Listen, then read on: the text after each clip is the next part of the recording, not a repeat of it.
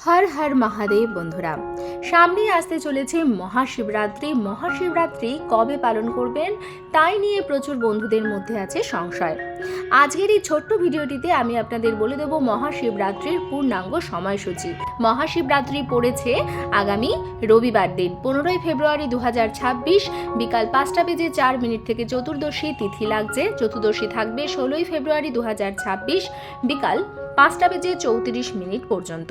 প্রথম প্রহর 15 ফেব্রুয়ারি সন্ধ্যা 6:01 থেকে রাত্রি 9:09 পর্যন্ত। দ্বিতীয় প্রহর রাত্রি 9:09 থেকে রাত্রি 12:17 পর্যন্ত।